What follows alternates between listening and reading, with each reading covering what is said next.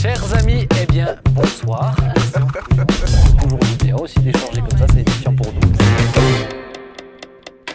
Et on va commencer avec un sujet qui est un sujet tendance, si je peux dire ça comme ça. Oui. Moi, c'est un sujet qui depuis un certain temps quand même. Oui. Mais on sent que ça vient de plus en plus chez les jeunes. Alors je vous pose la question, un chrétien doit-il être, je dis bien doit-il, être écolo ? Alors, c'est la question du premier sujet, mais je me suis dit, j'ai cherché quelques petites idées de gestes écologiques à faire. Donc, pour tous ceux qui se posaient cette question et qui n'en dormaient plus, que peuvent-ils faire pour la planète ? Numéro 1, débrancher les chargeurs lorsqu'ils ne servent pas. C'est vrai que du coup je l'ai lu, je l'ai préparé et du coup j'ai débranché mon chargeur suite à ça. C'est bien, bravo. Tu vois, j'ai un point de plus. Mais c'est vrai que moi c'est une habitude. Tu débranches le chargeur. Ah ouais. Moi j'ai tendance à les laisser. Toujours je débranche toujours. Jamais. C'est bien. Non, moi pas. Merci pour l'information. Débrancher le chargeur. Je débranche par contre la prise qui est connectée à ma télé. Ah oui. Ce qui reste en mode veille. Faire son compost. Pour ceux qui peuvent, ouais. Vous faites ? Tu fais compost ? Non, moi je fais pas. Toi tu fais pas ? Tu pourrais. Alors la ville, on a une poubelle exprès pour les composts, pour les déchets, qui part au compost. T'as un jardin toi ? Ouais, mais je jardine pas. Ah, ouais. J'ai pas le temps. J'ai essayé. J'ai essayé. Bien sûr. Toi aussi ? Oui. Moi, j'ai essayé quand j'avais mon jardin à Sirens, mais j'ai jamais trop compris le principe. Actuellement, je fais un compost général, c'est-à-dire en fait, j'ai juste balancé mes déchets. Je voyais que ça se tassait. Après, ça te fait de la belle terre. Hein. Ouais. Ah ouais. Et assez rapidement, c'est assez étonnant. Ah ok. Bon, alors faire son compost, faire la chasse aux emballages. Vous êtes comme ça aussi ? Ma femme, elle est comme ça. Elle aime bien tous les récipients en verre. Oui, moi, je suis plutôt comme ça. Ouais, mais le problème, c'est que tes récipients, c'est bien, mais quand tu achètes, c'est dans un emballage. Donc, c'est difficile des fois tu peux acheter en vrac ? Ouais, Toi, t'es pas écolo, on a compris. Maintenant, ça vient. Non, je suis. J'ai fait attention. C'était plus cher aussi. Ça, c'est vrai, c'était plus cher. Mais franchement, ça change. Le vrac était plus cher ? Oui, c'était assez étonnant que le vrac soit plus cher que le produit emballé. Mais avec tous les courses que tu dois faire, il faut venir avec tes bocaux là, c'est compliqué. Non, ça c'est embêtant. Alors, dégivrer régulièrement son réfrigérateur et congélateur. Ça, on le sait, mais on le fait pas tous. Ça, je me suis dit, il faut que je le fasse. Parce qu'il y a carrément des glaces. C'est vrai, on le sait, oui, depuis très longtemps. Ouais, moi, je sais pas, moi, j'ai jamais fait ça. Enfin, c'est pas moi qui gère cette partie du foyer. Alors, c'est ma petite préférée, parce qu'elle est importante. Et je vous assure, c'est pas moi qui l'ai inventée, elle était notée. Faire pipi sous la douche. Oui, ça je le fais. Non. Mais oui, je l'avais lu une fois et je me suis dit, mais ça c'est très très bien, ça me va très très bien. Ça fait bizarre quand même. C'est vrai ? Ça fait bizarre que tu le dises. Je m'y attendais pas, je veux dire qu'elle m'a surpris. Je suis un peu gêné. Elle m'a surpris. Bien, moi je dis des on prend sa choses. femme dans la douche, ça fait bizarre. Non, mais elle m'a surpris. Je me dis surtout que les douches avec Guy, ça doit être bon. Les douches avec Guy, c'est ces douches avec Guy. Ça te lave tout, la douche. Ah bah oui. Bon, on revient sur... on a fini. Mais pour éviter de rincer de multiples fois, et c'est vrai, mais oui. C'est vrai, même mon petit garçon, je lui apprends maintenant qu'il va aux toilettes. Bon, il faut vraiment qu'il y ait une raison de rincer pour rincer, il faut qu'il ait fait quelque chose, quoi. Pas juste pour le plaisir de rincer. Mettre un couvercle sur chaque casserole. Oui. En plus, ça fait des économies pécuniaires. Mettre un couvercle sur ce quand tu fais chauffer l'eau. D'accord. Toi, tu fais... Non, mais Jérém, toi, t'es mal barré. Non, mais Hélène, 2022, toi, t'es... Qui est l'écologiste ? Non, il est pas... C'est mon écolo. Ah, non. C'est quoi un écolo, finalement ? Attends, on va y arriver. Parce que là, il est en train de t'inquiète, on va. Là, arrêtez de... Alors, je l'ai noté aussi, peut-être pas pour vous, mais pour eux, arrêtez de fumer. C'est un geste écologique. Ça, on a arrêté, nous. Donc, on est moi, j'ai jamais fumé, donc comme ça, j'ai arrêté tout de suite. Apporter, tiens, ça c'est important, j'y ai pensé, parce que toi, tu le fais souvent, apporter son mug personnel au travail. Ah ouais. T'évites les bouteilles d'eau, plastique, etc. Son mug. Bah ouais, et d'ailleurs, tu gardes il y a de très beaux mugs que tu peux trouver maintenant. Ah d'accord. Lesquels Voilà, donc on vend dans de très bonnes librairies. Voilà, c'est une façon de... Mais c'est vrai que c'est hyper sympa. C'est le moment pub. Mais je veux dire, si on fait la pub, tu nous en donnes un ou comment ? Non. Ils sont pas mal. En plus, il y a mieux, mais c'est incroyable. Et enfin, un petit dernier, utiliser les feuilles imprimées au travail comme brouillon. Oui, ça on le fait. Ça, nous, on est bon sur ça. Pas toujours fait, mais on le fait. Ah ouais ? Et on imprime de moins en moins aussi. quand même. Ouais, ça c'est vrai ça aussi. Non, franchement. On a plus d'écran. Par rapport à avant. On a plus d'écran. Voilà, bon, des petites idées de gestes écolo. Maintenant, voilà, être écolo, est-ce qu'un chrétien doit-il avoir... Alors, je vais aller plus loin. Doit-il avoir le sens, le souci de la nature et de la préservation de la nature par tous les moyens. Pour moi, il y a différentes échelles. Il y a les écolos qui font pipi sous la douche et puis il y a les écolos qui refusent de manger de la viande animale par souci du transport des camions, etc. De plus prendre l'avion, etc. Il y a un chrétien. Il y a les militants. Les idéologues aussi. Et les idéologues. Un chrétien, voilà. Alors peut-être question plus simple pour commencer. Est-ce que vous avez un comportement écolo? Bon, Nathalie, on l'a bien compris. J'essaye, je ne suis pas toujours écolo. Jérémy, on l'a bien compris aussi. Ah non, tu m'as catalogué comme ça, mais tu ne m'as pas encore laissé parler. Alors t'as un comportement écolo? Alors moi, je pense que j'ai un comportement écolo, ouais. Tu l'as vendu là tout à l'heure. Hein. Non, je fais attention. Alors déjà, chez moi, dans ma commune, on fait le tri. Donc déjà, c'est une bonne chose. Obligé. Ouais, mais je faisais déjà le tri avant. Je mettais jamais de verre, par exemple, dans ma poubelle. J'allais très en avance, dans un conteneur spécialisé pour ça. Je trie le plastique, le carton. Honnêtement, on a presque, alors c'est bizarre, mais on a presque plus de déchets. Oui, c'est vrai. On a que du plastique, du carton. Donc si on fait pas attention, je sais pas pour vous, mais en une semaine, des fois, on remplit une poubelle entière que de déchets plastique, carton. Donc nous, on s'est dit, on veut vraiment faire attention à ça. Et du coup, on trie, on fait le tri. Donc c'est le minimum qu'on veut faire. Mais après, moi ce que je trouve pas juste, c'est que quand on veut acheter quelque chose, tout est emballé, triplement emballé. Donc tu as le carton, après tu as le sachet, après tu as le sachet individuel. Je veux dire, quelque part, on nous facilite pas la vie en fin de compte de devenir plus écolo. Mais du coup, tu tries les déchets, mais tu fais quoi? Je fais pipi sous la douche aussi. Je sais pas si tu pourrais le faire un jour. Ça me paraît tellement... Facile. Ouais, c'est facile. Quand on peut plus, tu laisses aller. Que le pipi, bien sûr. Mais tu bois une bière avant d'aller sous la douche. Sous la douche quand même. Ah c'est un geste comme les autres. Claude, est-ce que tu te sens écolo dans l'âme? Je pense que je suis un écologiste ou un écologue de bon sens. Je pense que d'abord, premièrement, en tant que chrétien, tu parlais de chrétien, je pense qu'on est quelque part sous un mandat qui date de Genèse chapitre 1, où Dieu donne le mandat à l'être humain de cultiver, de prendre soin de la planète qu'il nous a confiée. Ouais. À partir de là, il y a une logique de bon sens. Je ne suis pas idéologue, je ne suis pas non plus très très versé dedans. Par contre... Tu ramasses un papier par terre quand tu le vois? Oui, je le fais. Ça c'est important. Par contre, là, je pense qu'on a besoin de préserver des ressources. On ne fait que de l'eau, par exemple. L'eau. Se brosser les dents en laissant le robinet ouvert pendant 3 minutes, c'est 15 litres d'eau. Ouais. Il y en a qui le font. Donc ça, ce sont des choses qu'on fait de moins en moins, mais on 15 litres d'eau. Ouais, en 3 minutes. Et dans les douches d'ailleurs, vous arrêtez l'eau ou pas? Toujours. Moi aussi, toujours. Toi, je sais que tu le fais pas. Arrêtez l'eau, qu'est-ce que tu dis? Le savonnage Toi, tu es écolo, Ben? Alors moi, il l'a mal pris. Alors non, honnêtement, moi je trie mes déchets aussi, mais j'ai pas le choix si il y a des amendes. Non, mais c'est les amendes qui te font trier les déchets. Pour la douche, j'arrête. Je sais, tu l'avais dit. Je l'arrête. Je l'arrête. Après, je prends du temps dans ma douche. Un mois et demi. Non, je l'arrête, mais je prends du temps. Je prends du temps, mais je vais mettre la casserole, je vais mettre le couvercle, Moi, je suis un peu comme toi. Je me sens comme toi. C'est de bon sens. Je vois du papier par terre. Il n'est pas loin le temps quand même où on allait en forêt ou sur une berge de rivière pour faire sa vidange.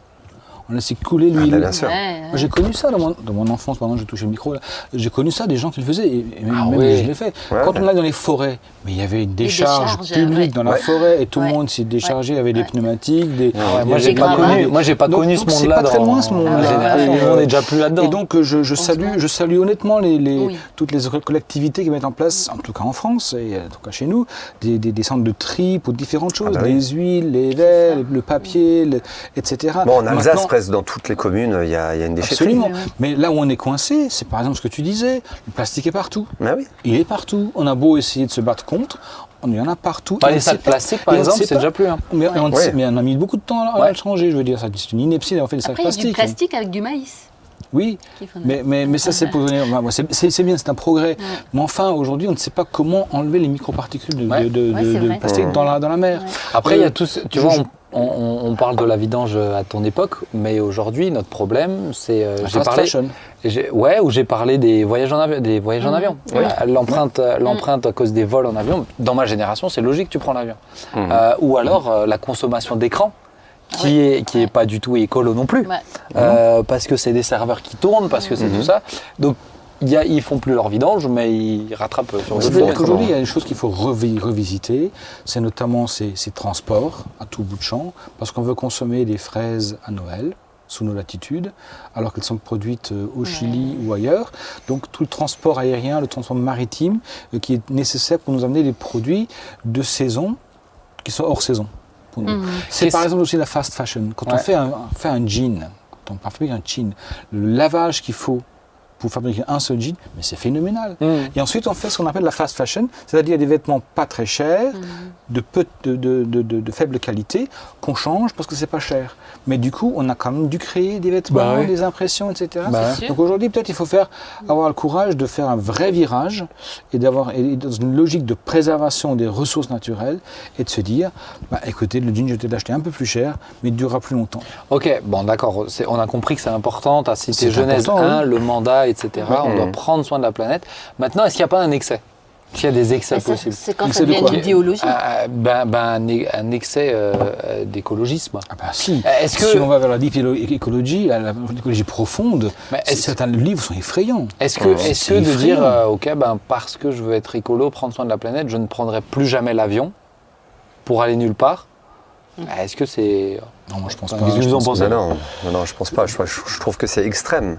Je sais qu'une fois j'étais en Allemagne et il y avait des personnes qui manifestaient contre la viande, donc végétarien, contre de manger par idéologie de la viande. Ou par souci pour la préservation de la planète ? Parce que tu as les deux. Hein. Oui. Là c'était par idéologie.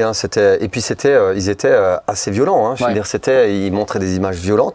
Et quelque part, je ne suis pas totalement contre de ce qu'ils disent. La production excessive, parce qu'on veut tous les jours manger de la viande. Je trouve que nous aussi, on a besoin d'apprendre par rapport à ça. Mais de l'autre côté, c'est carrément extrême. Ça veut dire que là, plus du tout de viande, plus rien du tout. Enfin, on doit respecter l'animal comme l'être humain. Il est au même stade que l'être humain. Enfin, on va dans des proportions qui sont extrêmes. Même au même stade que l'être humain, ils vont même peut-être parfois même plus loin, parce que la nature est au-dessus de l'être humain. Au-dessus de l'être humain, C'est au détriment de la vie humaine. C'est là qu'on inverse les choses. Les priorités. Les antispécistes qui n'ont plus d'espérance entre les espèces. L'être humain n'est plus qu'une espèce parmi tant d'autres, mais elle n'est pas supérieure. Qu'est-ce que vous pensez un petit peu moi ça m'est arrivé de tomber dessus sur Internet, des prédications avec une grosse empreinte écolo dedans. Tu sais que tu sens qu'il y a l'idéologie derrière. Je ne sais pas, qu'est-ce que vous en pensez ? D'une, je pense un truc très simple, c'est que je ne vois pas dans le Nouveau Testament Jésus aborder ce sujet de manière frontale. À part son style de vie, pardonnez-moi, mais quand même qui était très frugal. Son style de vie, je pense qu'il vivrait aujourd'hui, il se poserait la question, est-ce que j'ai besoin d'acheter tout ce qu'on me propose ? Donc, et puis il a vécu sans avoir de maison, sans avoir de cheval de trait ou sans avoir de moyens de locomotion. Et puis il a vécu avec, entre guillemets, en empruntant les maisons des autres, en étant un invité constant. Donc c'est quelque part, je dirais, un style de vie qui me parle plus comme discours. Oui. Voilà, sa façon de vivre me laisse penser que quand il dit par exemple, allez-y, partez, en n'emportant ni bourse ni vêtements, mais je fais comment ?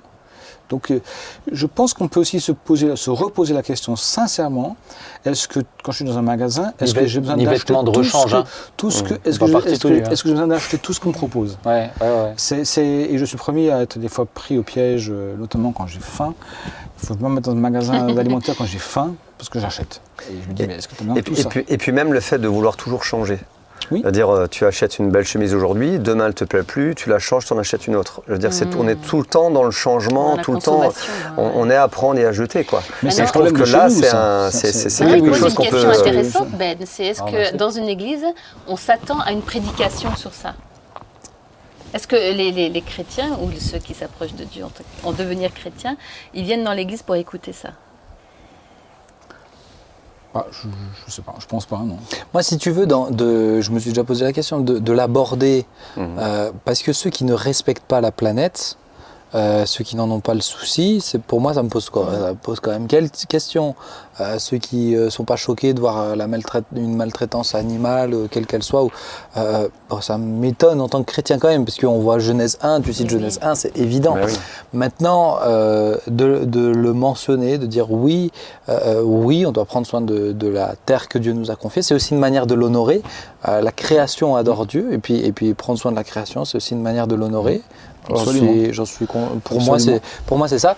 Maintenant, de faire une prédication entière sur ça, moi j'aurais du mal, à moins que le Seigneur me demande de la faire. Mais là, c'est excessif. Mais là, j'aurais un peu du mal. C'est vrai Ceci dit, il y a des textes quand même qui laissent à penser que notamment, par exemple, les textes qui mentionnent le fait de laisser reposer la terre tous les 7 ans. Ouais.